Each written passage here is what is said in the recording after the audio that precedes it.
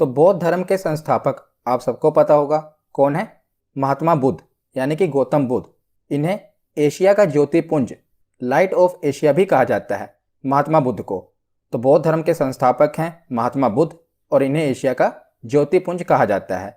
और गौतम बुद्ध का जन्म कब हुआ था?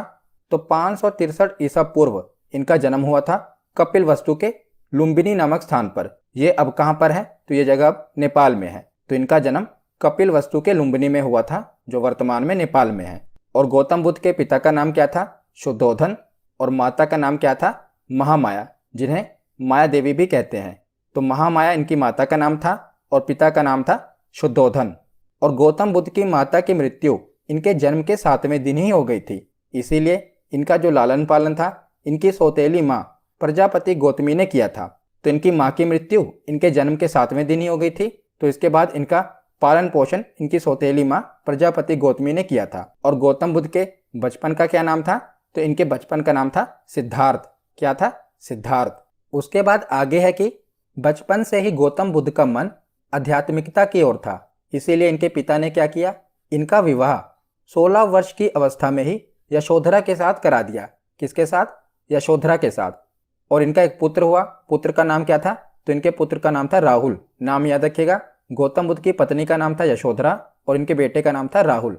तो जो गौतम बुद्ध हैं, जब ये पैदा हुए थे ना, तो एक ऋषि ने एक भविष्यवाणी की थी इनके पिता के सामने कि जो आपका ये बेटा है यानी कि जो गौतम बुद्ध हैं, ये बड़े होके बहुत बड़े सन्यासी बनेंगे। जो सुनकर इनके पिता काफ़ी निराश हो गए क्योंकि इनके पिता राजा थे और वो चाहते थे इनका बेटा भी राजा बने। पर जब ये ऋषि ने भविष्यवाणी की कि इनका बेटा बड़ा होकर क्या बनेगा? सन्यासी बनेगा, तब से राजा ने ठान लिया कि मैं अपने बेटे को कोई भी दुख नहीं दिखाऊंगा ताकि उसका मन वैराग्य की ओर ना जाए। इसीलिए उन्होंने राजमहल में ऐसी व्यवस्थाएं कर दी कि गौतम बुद्ध ने जब तक विवाह हो गया तब तक उन्होंने कोई भी बूढ़ा आदमी नहीं देखा, ना उन्होंने किसी व्यक्ति की मृत्यु देखी। मतलब कि सब दुखों से उन्हें परे रखा गया। पर एक दिन क्या हुआ कि गौतम बुद्ध अपने राजमहल से बाहर निकले और साम्राज्य में घूमने के लिए चल पड़े। तो भ्रमण के दौरान इन्हें व्यक्ति जीवन की 4 अवस्थाओं को देखा, जिसके बाद इनके मन में वैराग्य उत्पन्न हो गया। तो सबसे पहले इन्होंने एक व्यक्ति को देखा जो कि लाठी लेकर झुककर चल रहा था। तो इन्होंने अपने सारथी से पूछा, जो कि इनका रथ चला रहा था, कि ये व्यक्ति ऐसे क्यों चल रहा है? तो इनके सारथी ने बताया कि ये व्यक्ति बूढ़ा हो चुका है। तो इन्होंने इससे पहले किसी भी बूढ़े व्यक्ति को नहीं देखा था। तो इन्होंने पूछा, क्या मैं भी बूढ़ा हूँगा? तो इनके सारथी ने जवाब दिया कि हाँ युवराज, सभी को एक न एक दिन बूढ़े होना है। उसके बाद जो अगला व्यक्ति इन्होंने देखा वो एक बीमार व्यक्ति था। उसके बाद इन्होंने एक शव को देखा। तब फिर इन्होंने अपने सारथी से पूछा किसे क्या हो गया? तो उन्होंने बताया कि ये व्यक्ति मर चुका है। तब इनको पहली बार पता चला कि कोई व्यक्ति मरता भी है। तब इन्होंने पूछा, क्या मैं भी मरूंगा? तब इनके सारथी ने बताया, हाँ युवराज, जितने भी व्यक्ति हैं सब एक न एक दिन मरेंगे। मतलब कि जिन्होंने भी जन्म लिया इस धरती पर सबको एक न एक दिन मरना है। तब इन्होंने एक चौथे व्यक्ति को देखा जो कि समाधि लगाकर बैठे हुए थे। तब इन्होंने अपने सारथी से पूछा कि ये क्या कर रहे हैं? तब इनके सारथी ने बताया कि ये सन्यासी हैं जो समाधि लगाकर बैठे हैं और ईश्वर का ध्यान कर रहे हैं ताकि उनको इस दुखों से छुटकारा मिल सके और वो ईश्वर को प्राप्त कर सके। तब इन चारों चीज़ों को देखकर जो गौतम बुद्ध थे उनके मन में वैराग्य उत्पन्न हो गया। मतलब कि वो काफ़ी दुखी हो गए कि एक न एक दिन मुझे भी मरना है, मैं भी बूढ़ा हूँगा। इसीलिए उनके मन में वैराग्य उत्पन्न हो गया। अब उन्होंने भी ठान लिया कि वो भी सन्यासी बनेंगे। तब उसके बाद आगे देखते हैं। जैसा कि हमने पीछे पढ़ा, अब गौतम बुद्ध ने सांसारिक समस्याओं से व्यथित होकर 29 वर्ष की आयु में अपना गृह त्याग कर दिया, जिसे बौद्ध धर्म में क्या कहा गया है?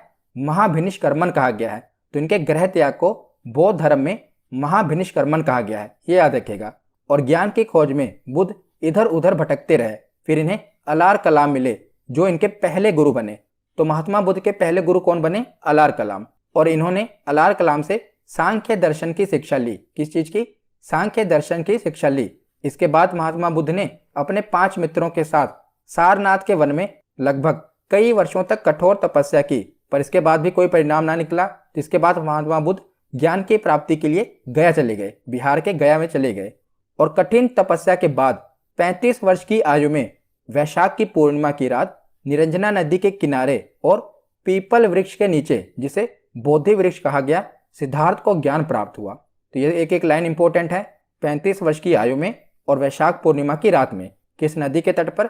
निरंजना नदी, जिसे फाल्गु नदी भी कहते हैं। निरंजना नदी के किनारे और पीपल वृक्ष के नीचे इन्हें ज्ञान की प्राप्ति हुई। तो ज्ञान प्राप्ति के बाद सिद्धार्थ बुद्ध के नाम से जाने जाने लगे। इससे पहले इनका क्या नाम था? सिद्धार्थ। पर जब इन्हें ज्ञान की प्राप्ति हो गई तब इनका नाम क्या पड़ गया? बुद्ध। और ये जो स्थान है ये कहाँ पर है? तो ये बोध गया यानी कि बिहार में बोध गया नामक स्थान है, वहां पर इनको ज्ञान की प्राप्ति हुई।